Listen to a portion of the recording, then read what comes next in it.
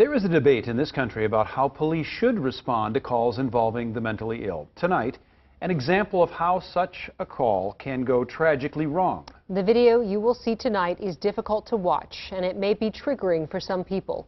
But one St. Paul family believes it's important for you to see. Here's Tom Lydon of the Fox 9 investigators.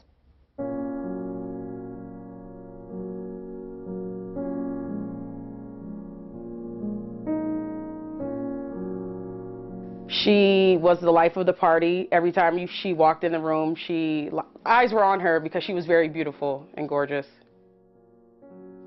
For all the joy Nekeya Moody could bring into a room, her family knows she also had her demons.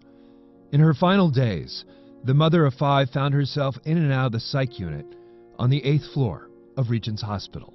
She was actually admitted herself 7 times within 2 months. So she was in and out of the hospital, and I just feel like the system completely failed her.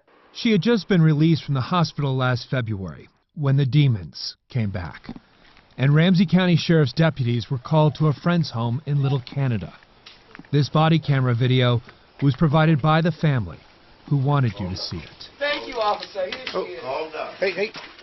Nekeya Moody, held against the couch by a friend, was having a psychotic episode. How are you? Take your pistol. No. We're not going to do anything like that. What's going on today? They're trying to kill me. Who's trying to kill you? Oh, you guys are working with me. No. It's okay. Yes, Calm down. It's extremely difficult to watch as she will scream out for her children. Relax. I love my What's your kids. I love my kids. Calm down for a second. Deputies struggle to handcuff Moody. She knocks off a body camera, and the deputy will later say she reached for his weapon.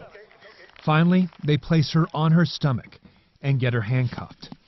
But watch as within seconds, Moody stops moving. Calm down. I want to get this one hand around Joe. You're playing possum right now, I think. They hold her down, a deputy's knee on her shoulder blade, his hand on her back, the other deputy holding her legs. 30 seconds go by. Then a minute. Still no movement. Do you guys know what she might have taken or is taking? Anything, any history? I don't feel like she was playing possum at all. She was actually dying in that moment. Putting her on her side. After nearly 2 minutes, the deputies roll her back onto her side and take her pulse. Yeah, she's all right. She breathing okay? Joe? The deputy eventually finds a pulse, and they call in paramedics who've been waiting outside. I don't know if she's playing possum or what. Again with the possum. And paramedics seem to believe the deputies, because as they stand there talking, it'll be nearly 2 minutes before they check her vitals. It's only as they carry her out on a stretcher, a full 7 minutes after she went limp, that they seem to realize they have a problem. We may have an airway issue. 4 minutes later in the ambulance, she will go into full cardiac arrest. Nekeya Moody was taken off life support 4 days later. Clearly she needed help. And I just feel like the way that they just jumped on her and put her on the ground, it was just excessive and just downright wrong. The Ramsey County medical examiner ruled the death an accident, that Moody died from probable complications of excited delirium, recent cocaine use, and physical exertion. To refresh your memory, excited delirium is the controversial medical diagnosis of someone who is hyper-aggressive and psychotic due to drug intoxication and/or mental illness, causing an adrenaline overdose, a dopamine rush that leads to cardiac arrest and often death. It's the same condition the 4 Minneapolis police officers worried about with George Floyd. Instead, Floyd died from positional asphyxia. He couldn't breathe. Placed on his stomach, a knee on his neck. As soon as I seen the George Floyd, it reminded me of my sister automatically. Death from excited delirium is not only controversial, it's also extremely rare.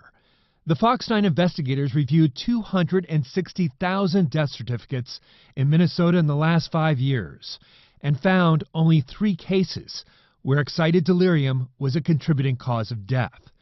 Nekeya Moody was one of them, dead at 37. So it didn't make any sense that a healthy young woman would just pass away like that with no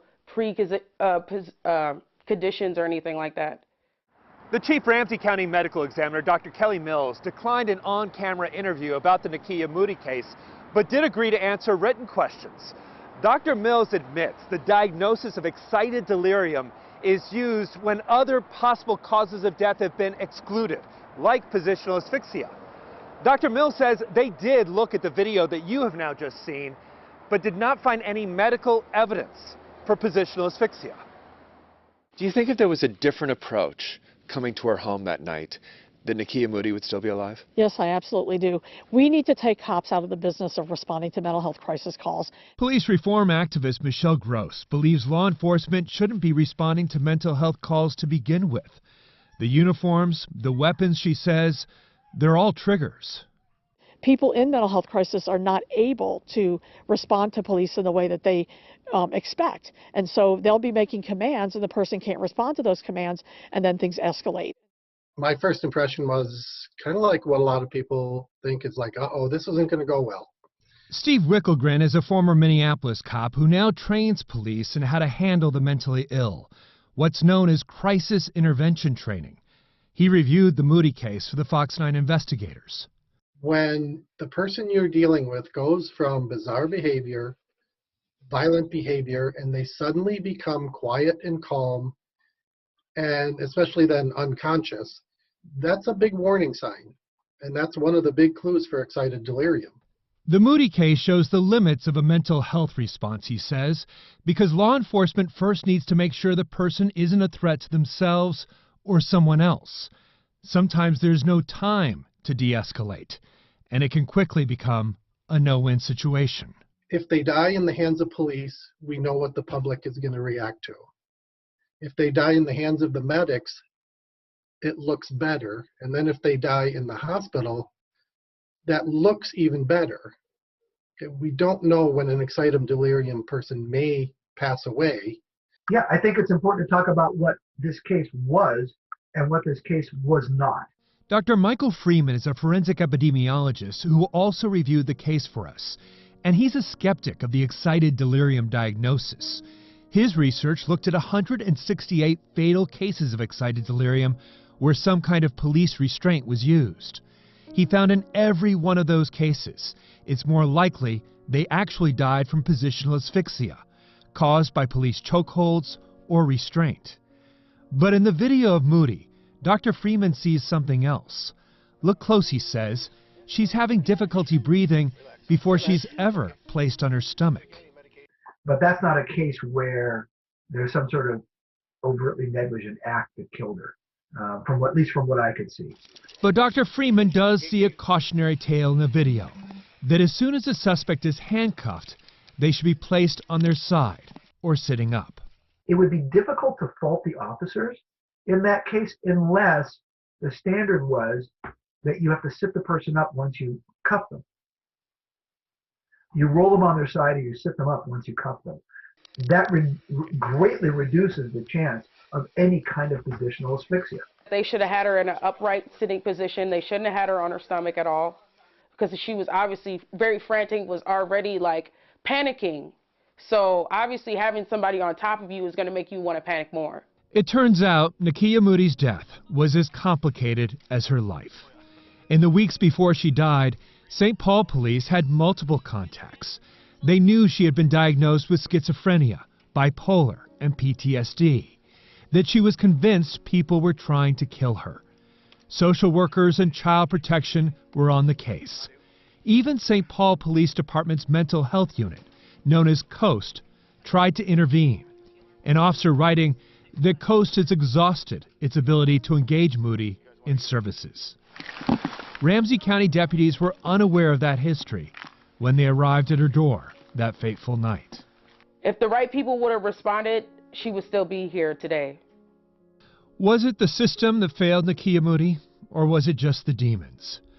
For her family, there are so many scenarios where she doesn't die, where she lives to see her children. It's hard for them to believe it ended like this. it's going to be a long road ahead of us, but I believe my sister will get justice one day. For the Fox 9 investigators, I'm Tom Lydon. There was never an investigation or any discipline after Nekeya Moody's death. The Ramsey County Sheriff's Office declined opportunities to respond. A spokesperson for Allina Health, which runs the ambulance service, said privacy laws prevent them from commenting on Moody's care, but did say all Allina EMS employees receive continuing education on providing care.